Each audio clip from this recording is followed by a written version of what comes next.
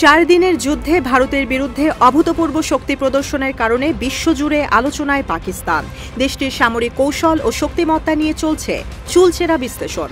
ভারতের আকাশসীমায় দেশটির 5টি যুদ্ধবিমান ভূপাতিত করার পর চর্চার কেন্দ্রে পাকিস্তান এয়ারফোর্স। যুদ্ধবিরতির পর সোমবার বিশেষ সংবাদ সম্মেলনের আয়োজন করে বিমান বাহিনী। এ সময় তুলে ধরা হয় 4 দিনের অপারেশনের আদ্যোপান্ত। এয়ার ভাইস মার্শাল আওরঙ্গজেব আহমেদের দাবি, সাহসিকতা, দৃঢ়তা ও আত্মবিশ্বাসের সঙ্গে ভারতের আগ্রাসনকে জবাব দিয়েছে পাকিস্তান। জিও নিউজের প্রতিবেদনে উঠে এসেছে এই তথ্য। আওরঙ্গজেব আহমেদ জানান, অপারেশন বুনিয়ান উন মারসুস পরিচালনায় সামরিক বাহিনীকে পূর্ণ স্বাধীনতা দেয় সরকার। ফলে অভিযানের ক্ষেত্রে স্থান, কাল ও পাত্র নির্বাচন করে পাক বিমান বাহিনী। তার দাবি, এই অপারেশনে ভারতের বেশ কয়েকটি এয়ারফিল্ডে চালানো হয় আক্রমণ, যা 1971 সালের পর কোনো একক মিশনের ক্ষেত্রে সর্বোচ্চ। বিশেষ এই অভিযানে সুনিপুণ দক্ষতায় সামরিক স্থাপনায় হামলা চালানোয় বেসামরিক ক্ষয়ক্ষতি এড়ানো গেছে। প্রতিবারই পাকিস্তানের আক্রমণ সফলতাকে ধামাচাপা দেওয়ার চেষ্টা করেছে ভারত সরকার। বিপরীতে প্রদর্শন করা হয় নিজেদের জয়গাথা।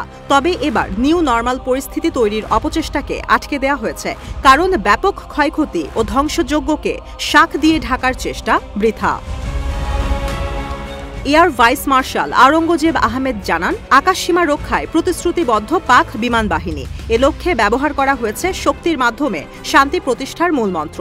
এ সময় chief of air staff Zahir Ahmed বাবরকে অপারেশন বুনিয়ান উন মারসুসের মাস্টারমাইন্ড হিসেবে কৃতিত্ব দেন তিনি।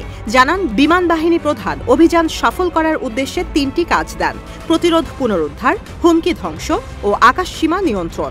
3টি কাজই সফলভাবে পরিচালনা করায় ভারতের বিপক্ষে জয় পেয়েছে পাকিস্তান। আইএসপিআর এর সংবাদ সম্মেলনে এয়ার ভাইস মার্শাল তুলে ধরেন প্রতিক্রিয়ার প্রথম ধাপের চিত্র। তার দাবি, 7 মের প্রথম প্রহরে ভারতীয় এয়ারক্রাফট পাকিস্তানের আকাশসীমায় প্রবেশের চেষ্টা চালায়। সে সময় নয়াদিল্লির রাফাল যুদ্ধবিমানকে ভূপাতিত করে ইসলামাবাদের আকাশ সেনারা। এছাড়াও আক্রমণ চালানো হয় পশ্চিমাঞ্চলীয় সীমান্তে। ফলে সংকুচিত হয়ে আসে ভারতীয় বিমান বাহিনীর অপশন ও অ্যাকশনের স্বাধীনতা।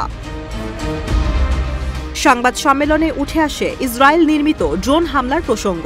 আওরঙ্গজেব আহমেদ জানান, অপারেশন সিন্দুরের সময় থেকেই বেসামরিক এলাকায় ড্রোন হামলার চেষ্টা চালায় ভারত। তবে ইসলামাবাদের অত্যাধুনিক রাডার ও জ্যামিং সিস্টেম তা রুখে দেয়। ফলে অস্ত্রবাহী ড্রোনগুলো নিমিষেই পরিণত হয় খেলনায়।